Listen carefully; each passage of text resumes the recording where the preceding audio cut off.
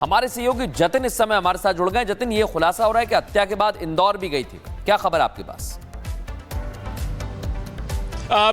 बिल्कुल देखिए, 23 तारीख को हत्या को अंजाम दिया गया और 25 तारीख को सोनम इंदौर पहुंच जाती है। वाया ट्रेन वो इंदौर पहुंची और मल्टीपल स्टेशंस पर उसने ट्रेन भी चेंज की। हालांकि ये भी जानकारी मिल रही है कि जो कि इन्वेस्टिगेशन में निकलकर सामने आया कि सोनम इंदौर पहुंचने के बाद अपने बॉयफ्रेंड राज से मिली। राज ने सोनम को एक किराए का घर दिया और वहां पर वो रहना उसने शुरू किया। लेकिन कुछ दिन बाद वो वहां से वाराणसी के रास्ते होते हुए गाजीपुर पहुंची और उसके बाद की टाइमलाइन सबको पता है कि किस तरीके से परिवार को संपर्क किया गया और कैसे पुलिस ने सोनम को गिरफ्तार किया। और ये ऑपरेशन जो मेघालय पुलिस ने चलाया, इसको ऑपरेशन हनीमून का नाम दिया गया था। 7 तारीख को जो तमाम टीमें थी वो मेघालय से निकलती है, यूपी और एमपी के अलग अलग लोकेशंस पर जाती है। और हैरानी की बात यह है कि जिन 5 लोगों की गिरफ्तारी की गई, जिसमें सोनम को अगर आप हटा दें तो 4 लोग जो कि इस पूरी साजिश में शामिल थे, किलर से, उनको एक ही समय पर एक साथ गिरफ्तार किया गया। यही कारण है कि एक ही दिन में इन 5 लोगों की गिरफ्तारी की गई। लेकिन सबसे बड़ी बात की पूरी प्लानिंग सोनम ने रची। सोनम हत्या को अंजाम देने के बाद इंदौर वापस पहुंचती है। इंदौर पहुंचने के बाद वो अपने परिवार वालों से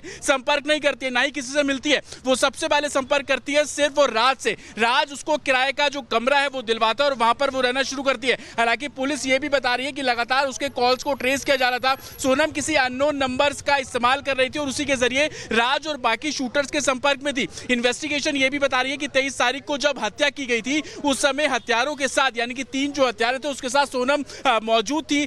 जिस जगह पर इस वारदात को अंजाम दिया गया वो सीढ़ी चढ़ के तकरीबन 150 के आसपास सीढ़ियां हैं, 1500 के आसपास जो सीढ़ियां है ऊपर चढ़ के जाना पड़ता है। सोनम साथ में गई।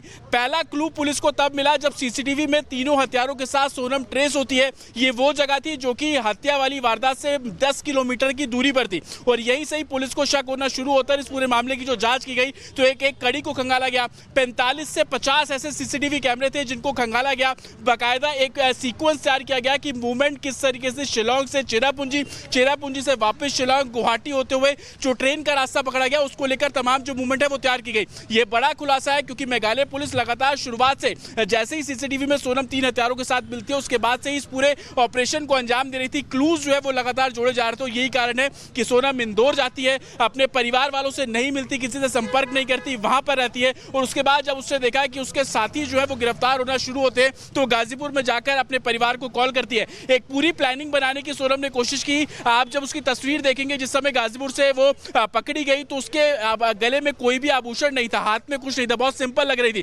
उसकी प्लानिंग ये थी कि किसी तरीके से खुद को ऐसा दिखाया जाए कि उसके साथ लूट हुई है, वो खुद विक्टिम है। लेकिन जो एविडेंस इस समय मेघालय पुलिस के पास है वो कुछ और इशारा कर रहा है। वो पूरा सीक्वेंस बता रहे हैं कि किस तरीके से प्लानिंग रची गई, साजिश रची गई और उस साजिश को अंजाम सोनम और उसका जो बॉयफ्रेंड है राज, उन्होंने दिया। और 3 जो किलर थे, ये भी जानकारी मिल रही है कि जिस समय राज की बॉडी मिली थी तो वहां से एक रेनकोट बरामद हुआ। वो रेनकोट भी सोनम का था। वो सोनम ने एक हत्यारे आकाश को दिया था क्योंकि आकाश की शर्ट पे खून के धब्बे लग गए थे। आकाश ने अपनी शर्ट वहीं पर ही डंप कर दी, लेकिन सोनम ने अपना रेनकोट दिया। उस रेनकोट पे भी ब्लड के स्टेन थे। यही कारण था कि शर्ट और रेनकोट जो वहां पे बरामद हुई वो हत्यारे का था, ना कि विक्टिम राज का था। ये तमाम ऐसी चीजें हैं जो कि बारीकी से मेघालय पुलिस ने इस पूरे मामले को इन्वेस्टिगेट किया और इन्वेस्टिगेट करने के बाद ये कड़ी जब जोड़ना शुरू की तब जाकर पता लगा कि जो हत्यारे हैं वो वापस इंदौर पहुंच चुके हैं और वहां से उनकी गिरफ्तारी करना शुरू किया। ललितपुर से जिसकी गिरफ्तारी की गई उसके बारे में भी जानकारी खंगाली गई। जो पूरा सीक्वेंस था, स्कूटी को हायर करने के बाद उसको चेरापूंजी ले जाना, वहां पर स्पॉट से तकरीबन 15 किलोमीटर दूर स्कूटी को डंप करना, वहां पर तीनों लोग आपस में बात करते हुए नजर आते हैं और उसमें जो सोनम है वो भी शामिल होती है। तो बड़ी लीड इंदौर वो पहुंची। इंदौर पहुंचने के बाद राज से संपर्क किया, राज ने किराए का मकान दिया। दूसरी बड़ी बात, 50 सीसीटीवी कैमरे खंगाले गए, उन कैमरों के आधार पर सोनम की जो पहचान है संभवतः वो की गई। तीसरी बड़ी बात, जो कपड़े बरामद किए गए थे, शुरुआत से बोला जा रहा था कि वो एक तरीके से राजा के हैं, लेकिन वो कपड़े हथियारों के थे। ये भी जांच में सामने आया कि पहला बार करने वाला। And there was another shirt that will bloodstained, and that we will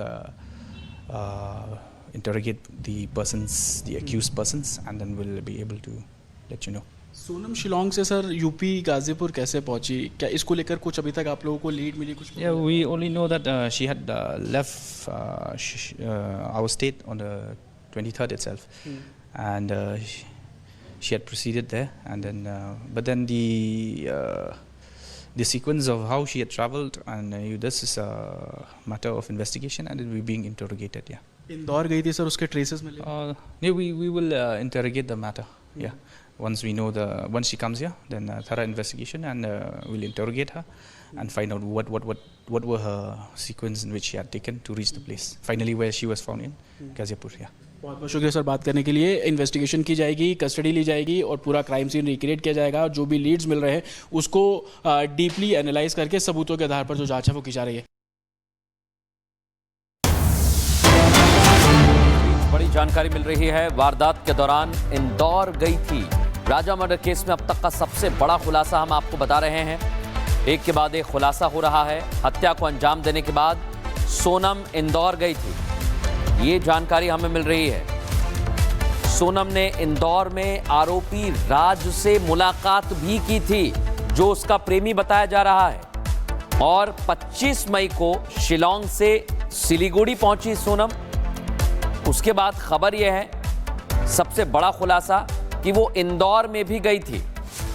हालांकि इस बात को लेकर अब पूरी जांच पड़ताल की जा रही है। हमारे सहयोगी जतिन इस समय हमारे साथ जुड़ गए। जतिन, ये खुलासा हो रहा है कि हत्या के बाद इंदौर भी गई थी, क्या खबर आपके पास?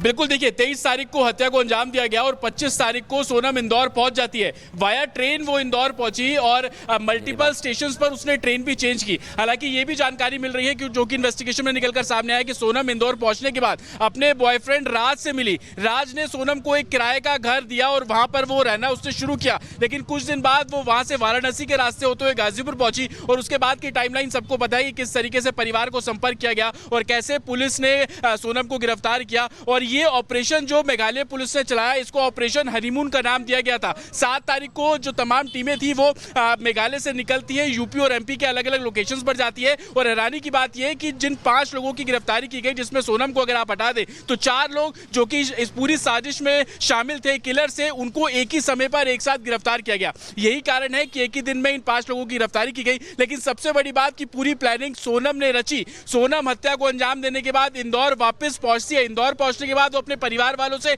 संपर्क नहीं करती है, ना ही किसी से मिलती है। वो सबसे पहले संपर्क करती है सिर्फ वो राज से। राज उसको किराए का जो कमरा है वो दिलवाता है और वहां पर वो रहना शुरू करती है। हालांकि पुलिस ये भी बता रही है कि लगातार उसके कॉल्स को ट्रेस किया जा रहा था। सोनम किसी अननोन नंबर्स का इस्तेमाल कर रही थी और उसी के जरिए राज और बाकी शूटर्स के संपर्क में थी। इन्वेस्टिगेशन ये भी बता रही है कि 23 तारीख को जब हत्या की गई थी, उस समय हथियारों के साथ, यानी कि 3 जो हथियार थे उसके साथ सोनम मौजूद थी। जिस जगह पर इस वारदात को अंजाम दिया गया वो सीढ़ी चढ़ के तकरीबन 150 के आसपास सीढ़ियां हैं, 1500 के आसपास जो सीढ़ियां है ऊपर चढ़ के जाना पड़ता है। सोनम साथ में गई। पहला क्लू पुलिस को तब मिला जब सीसीटीवी में तीनों हथियारों के साथ सोनम ट्रेस होती है। ये वो जगह थी जो कि हत्या वाली वारदात से 10 किलोमीटर की दूरी पर थी और यही सही पुलिस को शक होना शुरू होता है। इस पूरे मामले की जो जांच की गई तो एक एक कड़ी को खंगाला गया।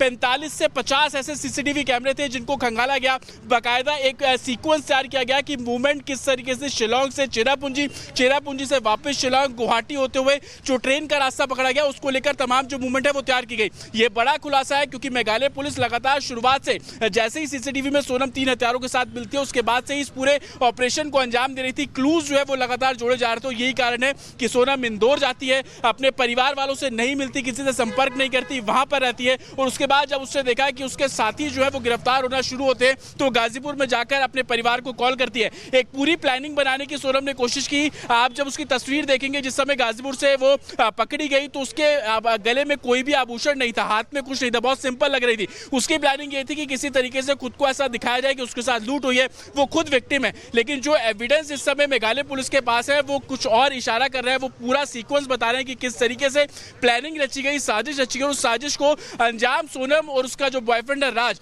उन्होंने दिया। और 3 जो किलर थे, ये भी जानकारी मिल रही है कि जिस समय राज की बॉडी मिली थी तो वहां से एक रेनकोट बरामद हुआ। वो रेनकोट भी सोनम का था। वो सोनम ने एक हथियार आकाश को दिया था क्योंकि आकाश की शर्ट पे खून के धब्बे लग गए थे। आकाश ने अपनी शर्ट वहीं पर ही डंप कर दी, लेकिन सोनम ने अपना रेनकोट दिया। उस रेनकोट पे भी ब्लड के स्टेन थे। यही कारण था कि शर्ट और रेनकोट जो वहां पे बरामद हुई